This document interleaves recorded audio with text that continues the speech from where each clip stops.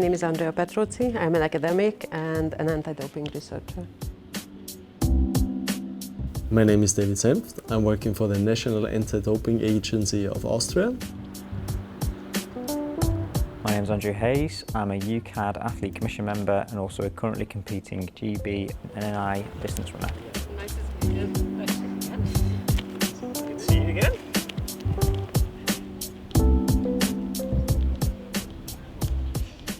Thank you for joining me for today. The discussion I would like to have is around the values we link to sport and how these manifest in athletes' daily lives. I know I shared the videos with you. Today probably we will focus more on Geeta's story. So first of all, what's your first impression about that? What I thought, Geeta was really impressive because she said, I wouldn't have needed doping. I would have become the champion that she is without doping. It was just an act of carelessness. And there is a difference between doping as a fraud and some negligence. So Geeta for me is impressive. As a NATO, we can't use her as a testimonial, but I still think that there's a difference between getting caught with doping and getting caught with doping. What I mean is the intention for me is here the main issue. So as a NADO, how do you tease out that intention honestly from an athlete? If an athlete is caught doping, how do you decide who is doping as you put it, or doping the other way? Luckily, we don't have to do it. The court does it. And the sanctions we put on the table are given by the World Anti-Doping Code. Or there's a little bit of playroom or of sanction time you can differ from.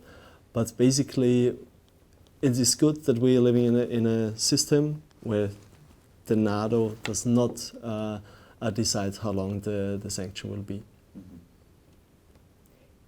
Going back to Geeta's story, I think her story is very interesting because she used a prohibited substance that allowed her to participate and compete rather than to enhance her performance. So it was about being able to compete in a sport that was very important to her, which is one set of her values. And she maintained that did not help her performance, did not help her to win. She won fair and square because the substance, although it's prohibited, has nothing to do with her performance. It just allowed her to make the weight category to compete. The thing is, the substance she used sometimes can be used as a masking agent. And therefore, probably you can believe the story, but you have to always be, as a NATO, completely objective. Probably it was that she just used it to make the weight or gain or lose the weight, so she can compete.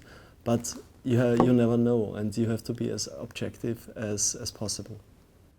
Would you not say that her using to make that weight is still part of the performance? That yes, she might feel it is not performance enhancing, it allowed her to compete. That, for me as an athlete, would still be part of the whole package of performance. I think it's a difficult question.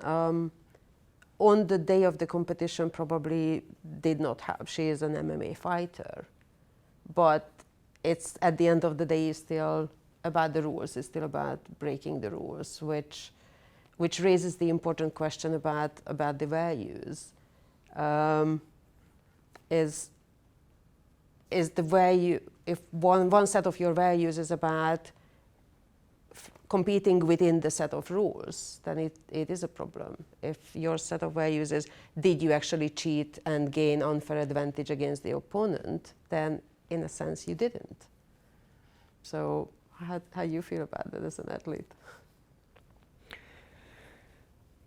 If there was an athlete that was using a substance, be it to allow them to get to the start line, and they didn't see that as performance enhancing with their values, it would still impinge on my own values in terms of I wouldn't use that substance and it's breaking the rules of the WADA code. So I'd feel deeply uncomfortable about an athlete making that decision. even if it allowed them to make the start line, I'd still see that as a performance-enhancing decision. This is interesting, and I would like to ask David is how then an adult can educate athlete, and how can you have values-based education in this complex, fluid situation? So it depends how you look at it as rule breaking, and I don't disagree with you.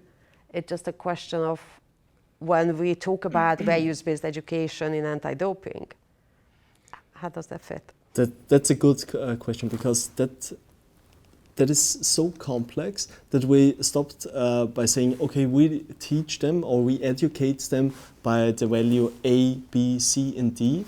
No, our vision is to make self-informed athletes who can make the best decision because of their values and what they have learned from our education. What those values are can differ in situations in sports.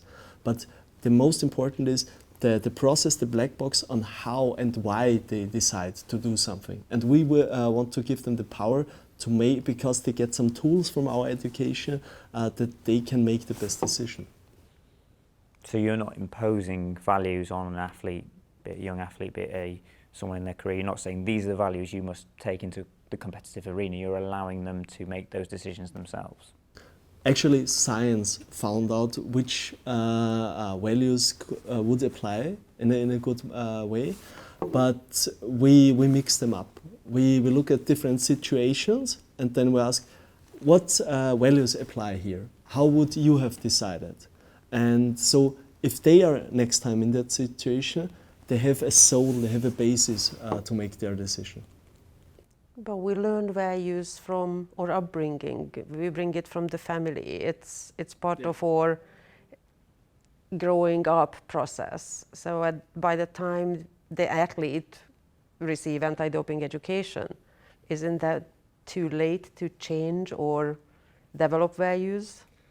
That's I would go even a step earlier. For me, the big question is like the personality, the values, the mindset. Is it born or is it learned? And obviously the parents are a big factor into this. And that's why we as NADO Austria now see the parents as a blind spot in Austria. And we will definitely, the next step in our education program is to develop something for the parents and also children starting from the age of 6 to 14. And there we do not talk about anti-doping, we talk about ethics and how to make good decisions and how to be the best sport athlete as possible.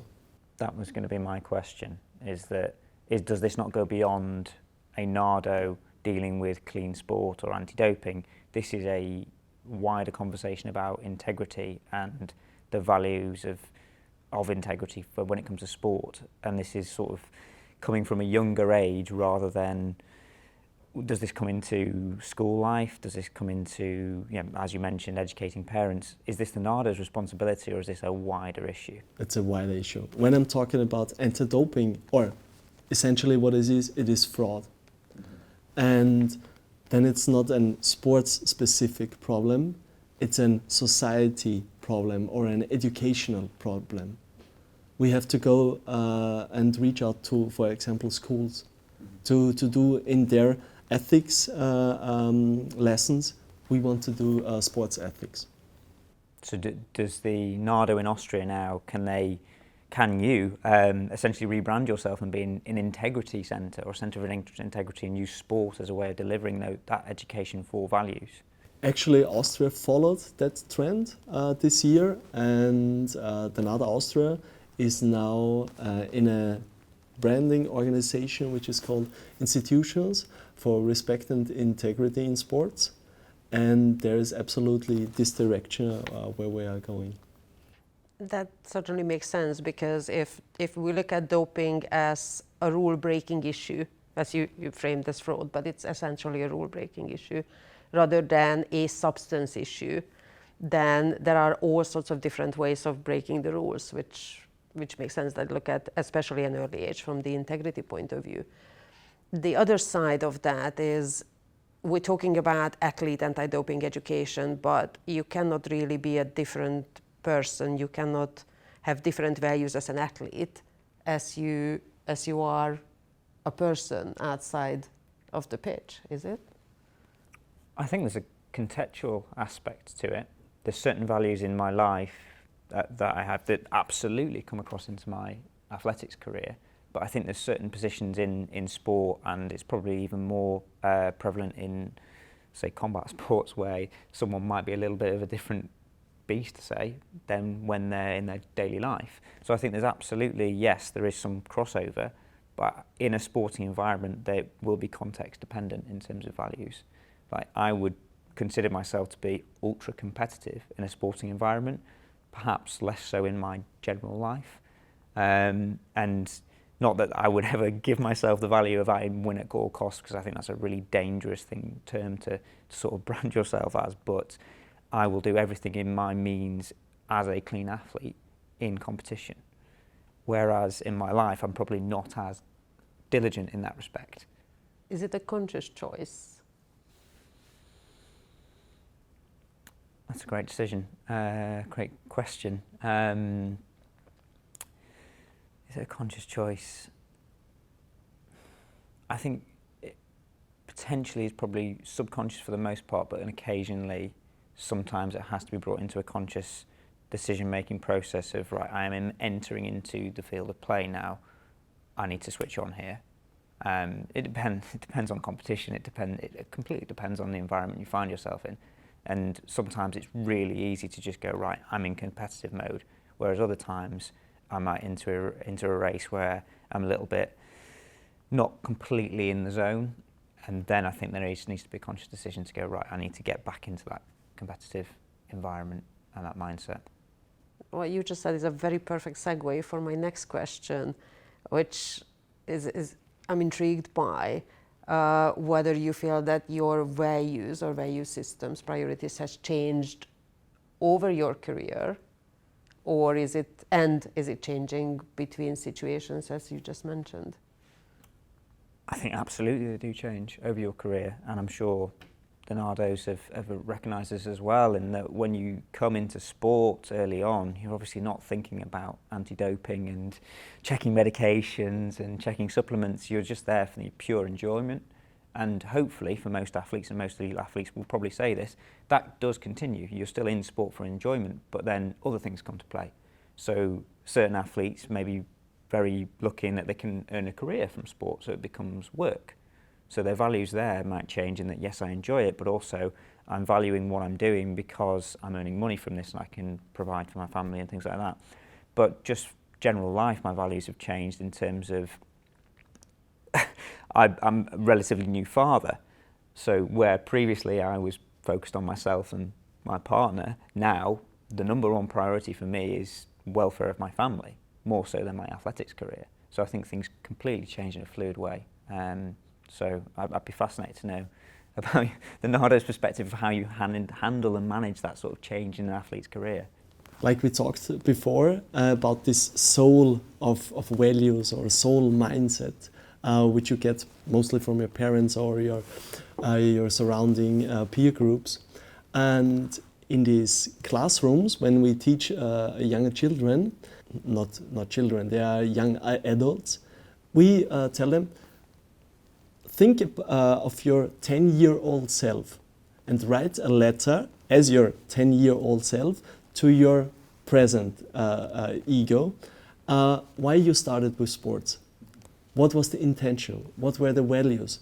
What is the feeling you have when you're doing sports?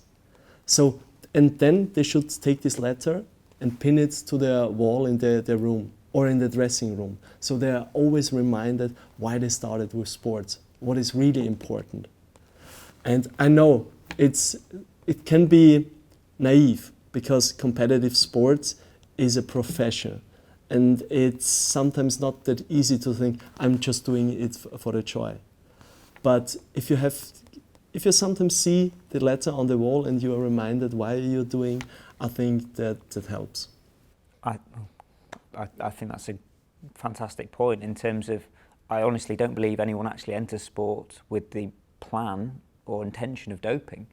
I think everyone, I hope that vast majority of people that come into sport are doing it purely for the enjoyment, potentially to see how good they can be. So to have that letter pinned to a wall to say that's why I'm here to enjoy, as a constant reminder, would be fantastic, because I genuinely think people find themselves in situations where they are led down the road of taking performance-enhancing drugs. But actually that's not what they were in their sport to begin with for.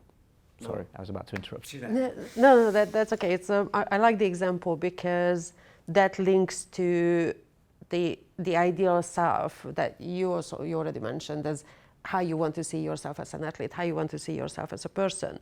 So by asking them to write a letter to their future self is put that perspective into, which is also an important element here is that what they say that your future self is actually begging for patience from your current self is because your future self will have to deal with the consequences of all the decisions your current self make.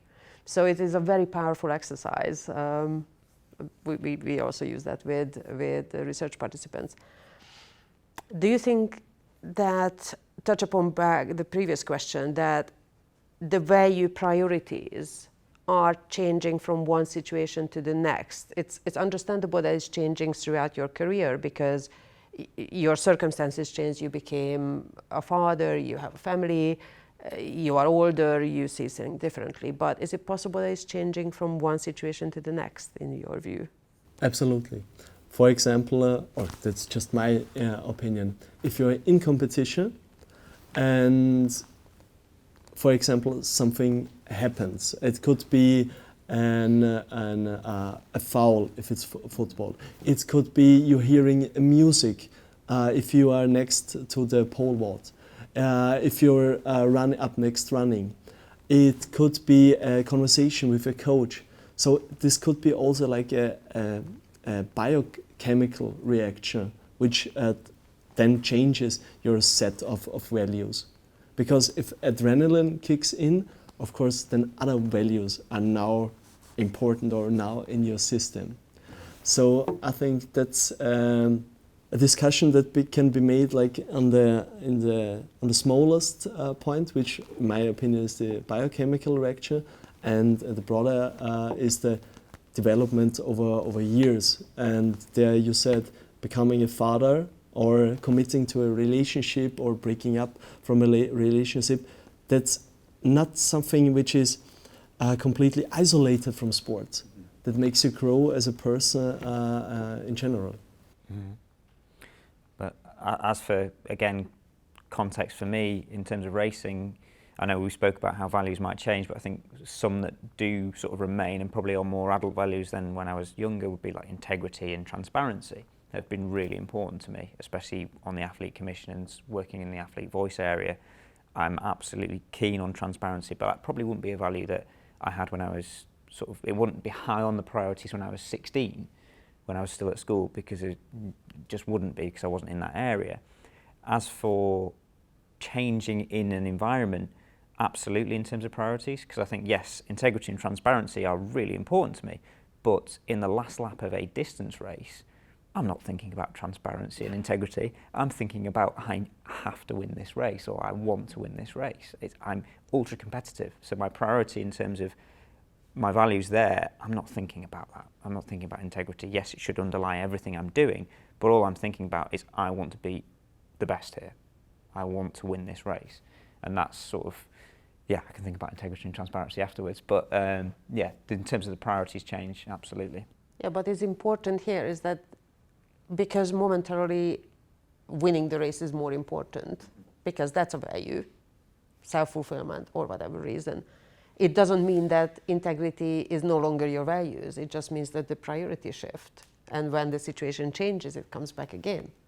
Absolutely. I wouldn't say I'd lose my value of integrity at the bell with the lap to go. I think the priorities shift. So I'm hoping that because integrity is so high on my priorities for most of my life, be it in sport or outside of sport, when I am able to shift into that different competitiveness, then integrity still underlies that. Probably I want to add on that.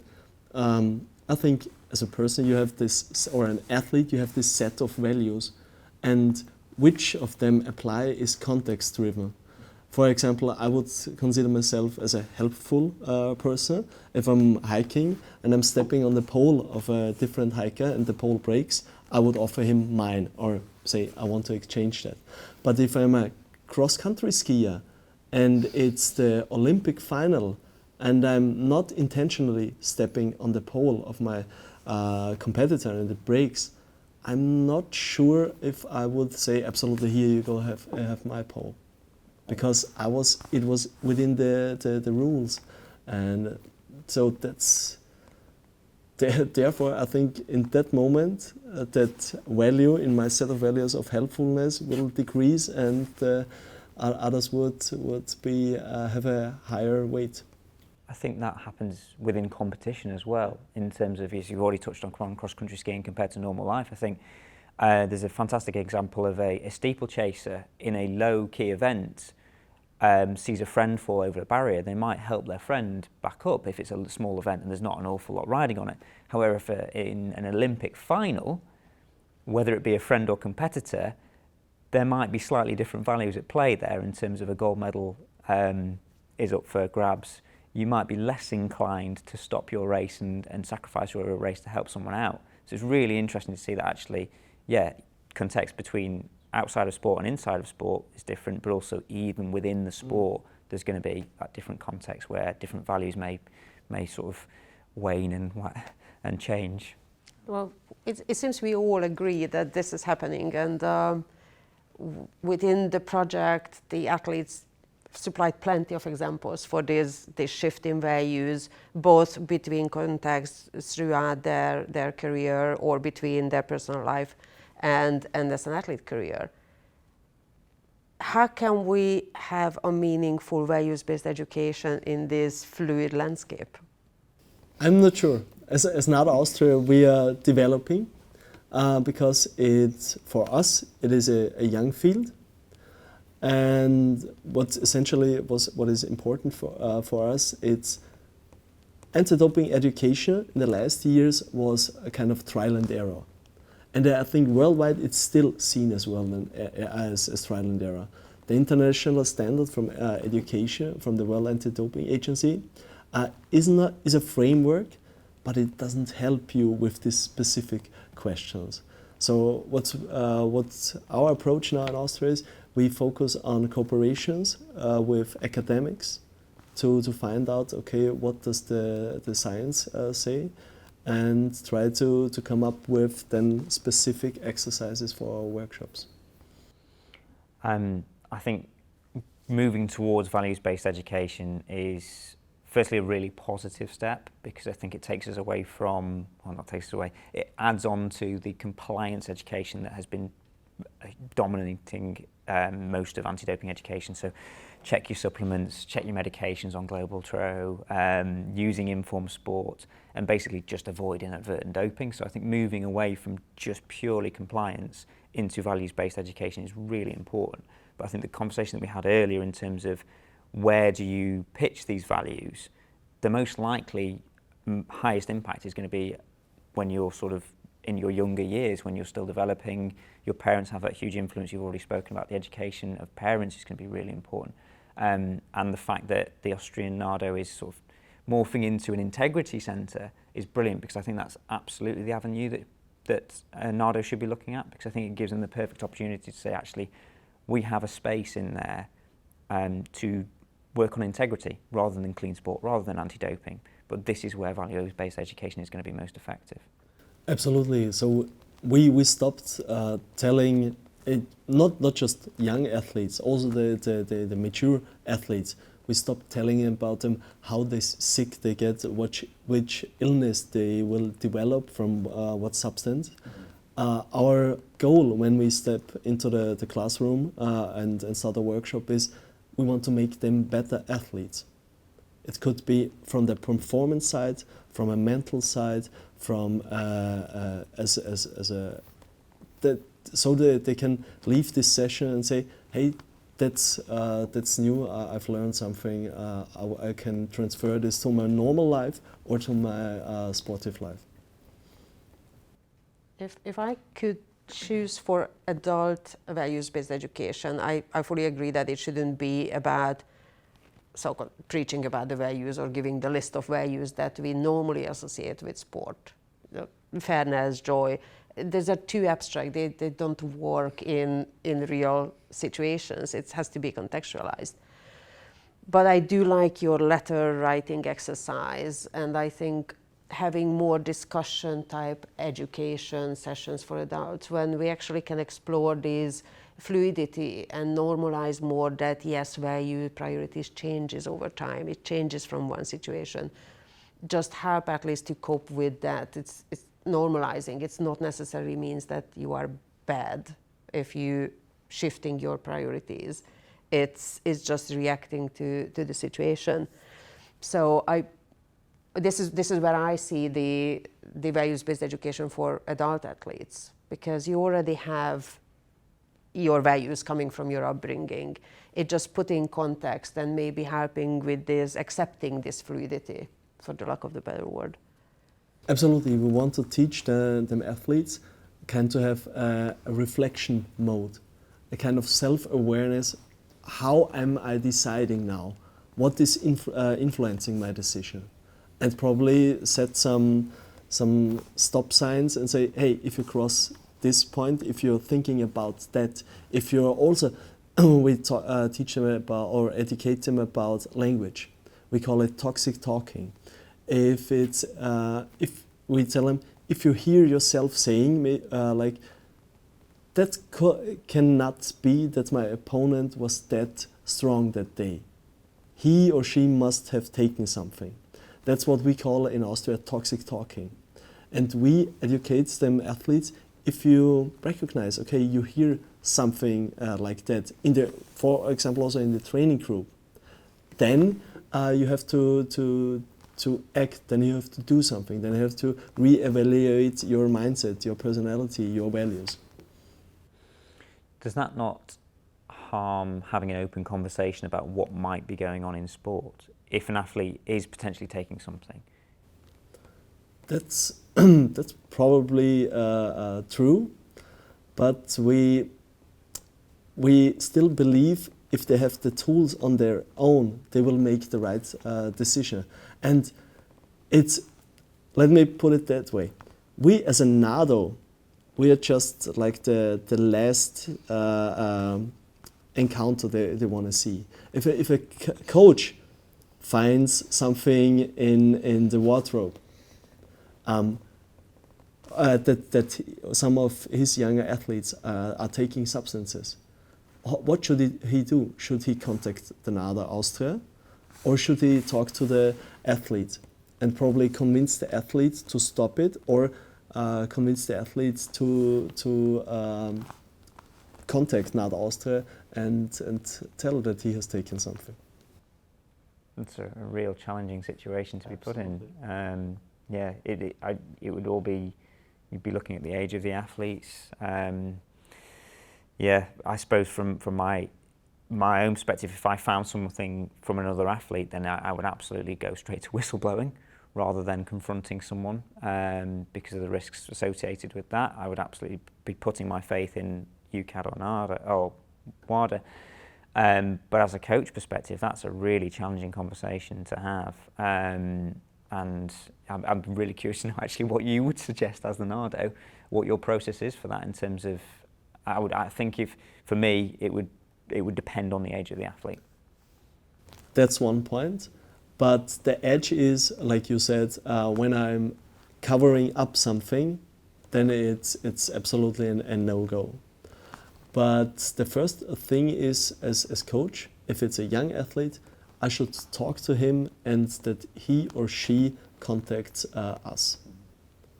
That would be probably a too simple a concept, but that's just our vision. What we really want to give them in a practical way is like conversations. We have prepared dialogues which we hand out to coaches, so they know how to approach the athletes. Do you think dopers or athletes who dope deliberately, has different values than clean athletes? Yes.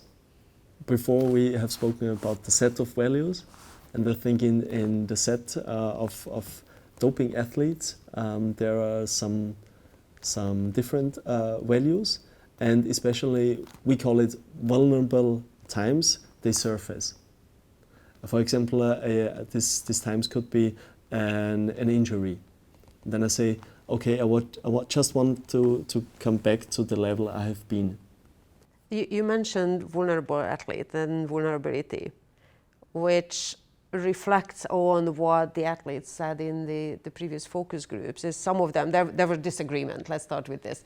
There was disagreement, some said dopers has different values, they are different than mine. But the other group of athletes said, well, actually, they are pretty much like us. It could happen to us if that perfect storm happens, if the circumstances come together. I have an injury, something is very important. They are not that different than us. It could happen to us, which I think they find that somewhat scary ideas, that they are not immune to that completely. Yeah, I think I completely agree with that in terms of, I absolutely think there's certain athletes that will probably hold values that would make them more inclined to use performance-enhancing drugs. They have an absolute desire and want to win at all costs. When you have an athlete that has those as their main values, then absolutely they're more likely to end up taking a performance-enhancing substance.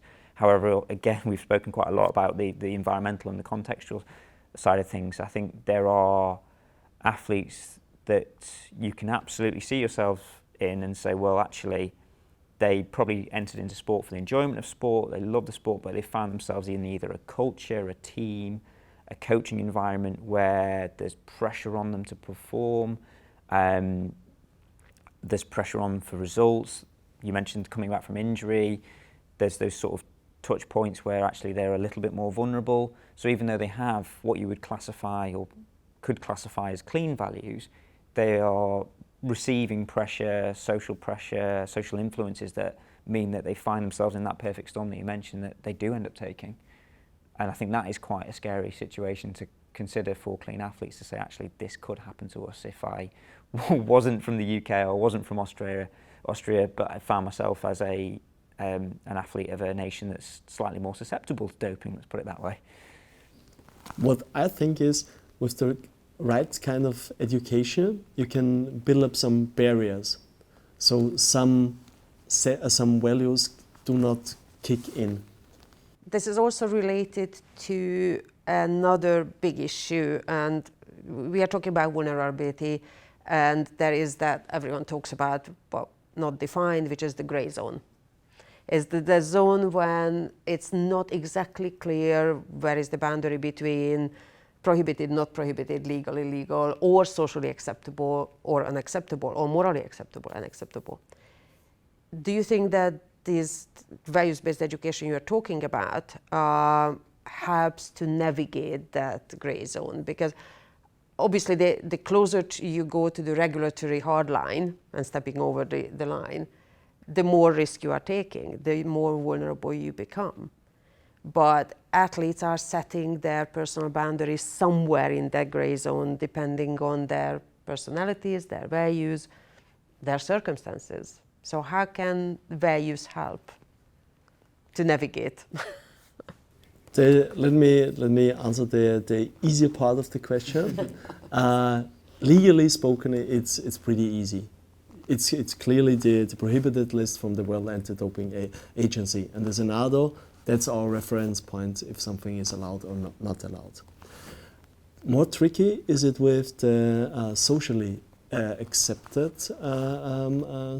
view, because I'm criticizing, for example, that Big Pharma, for example, is the main sponsor of, let's say, a big triathlon event.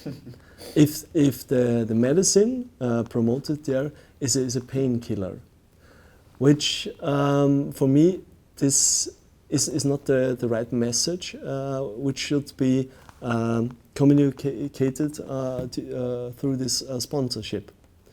And for the consumer, they see, okay, there's a substance, there's painkiller in this, for example, triathlon event. So it somehow undermines what we try to teach them in the education. Mm-hmm. I know which event you're talking about. That's quite a new story, but yeah, the Greystone is absolutely fascinating because you will have athletes that consider themselves, two athletes that consider themselves clean athletes, have clean values, yet one will go right up to the line because for a performance decision, that is their reference point, same as the Nardo. That's where WADA draw the line, so that's where I will go up to. Where you might find another athlete, another self-confessed clean athlete that won't take painkillers, that won't take protein supplements, that will stay as far away from that reference point as possible. But both these athletes are clean. So it's a fascinating area to see where people and how people draw that line, personally. Yeah, really curious. I agree, and the vulnerability has a lot to do with that undefined wide clean zone when there is a wide range of choices can be made. As a closing question, I picked up on athletes talking about their self-reflection and their reflection on their values and what is important to them in bad times, when something doesn't go well, when they have to re-evaluate or retouch with their own core values. They recognize that it would be important to do it in good times. So it's not become a habit that I'm only thinking about my values if something goes wrong. But yet they don't do that. How can we encourage that, or should we? I think it goes back to a question that you asked a few questions ago in terms of education that can possibly be provided by a NARDO, or rather an integrity centre would be nicer. But instead of this compliance-based education, actually opening a conversation with elder athletes, adult athletes, and saying, right, this is a safe space to discuss and reflect on your own values. So rather than, I think, what athletes get a little bit fatigued and tired about is coming in for an education session of this is what you must avoid, this is what you need to check. But actually, if NARDO's provided that safe space and said, look, we're just going to talk to you, because athletes just want to share their voice. They light up if you actually just speak to them about things like that. But I think that would be a perfect opportunity to give them that safe space to discuss with their peers as well, as in these are the values that I have in sport, in elite sport, and this is what it's like in a good time, as you mentioned, and this is what I feel like when it's not going so well, because most athletes have no one goes with a straight trajectory, everyone's got ups and downs. So I think having that environment or providing that safe space would be really useful if we're going to go down this values-based education route and providing that area for them to do that. Over to you. Like you said before, you became a father, and if your child gets older, sometimes he or she will come back home from school, and then you can try something. Approach the kid with, what have you done today in school? How was it? Was it fun? What did you do? What did you write? Or how was the test?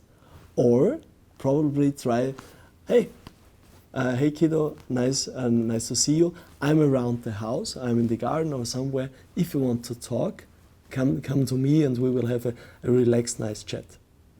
Which one do you think will be more sensible or would be more fruitful? It's not a leading question in any way. Yeah, it is. And I think in the anti-doping world, most of the education is the first example, and it should be the second one.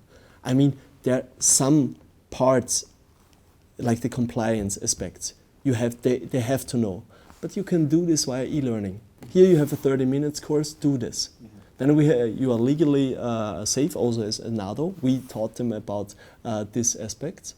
But for those points which really matter, who really can change, which is integrity, which is self-reflection, awareness, value-based education, this has to be a session with all the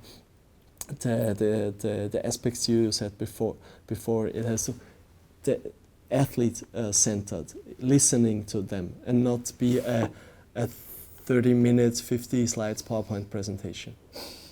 I hope that this is the way Nardos are going now, in that there's that realisation that we can't just keep telling you the same thing, that actually there's going to be a more collaborative approach with this, because you've just mentioned athlete-centred, and I think that's absolutely vital to this, because I think athletes and Nardos need to take responsibility and say this is a collaboration in ensuring that we're approaching sport in, at the moment the language is clean way, but more so I'd like it to go down the route of we're going to approach it with integrity. And I think that's really key, moving from the anti-doping to the clean sport to integrity. And I think it opens up a huge amount in terms of opportunities for Nardos and athletes. If you have to pick 3 values, what would be yours? That's a closing. 3 most important. I'll go first because I've already mentioned 2 of them. Isn't that cheating? No. Yeah. So integrity and transparency are really high up there for me. And I think for the third, family is really important to me for a variety of personal reasons. And it's a bit of a cop-out, that one, because I use it as an umbrella term for lots of other things, but basically my family come first. For me, it would be compassion, respect, and probably honesty. Okay, I guess it's my turn. Honesty, doing my best in whatever I do, otherwise it's not worth doing. So I really would like to leave something behind, some sort of legacy. It comes all in one. And a third is probably living life by not harming others. I think that would summarize. Thank you for coming today. That was a brilliant discussion. I truly enjoyed that. I hope you shared the same. And see you next time. Thank you very much. Thank you for having us. And that's a wrap.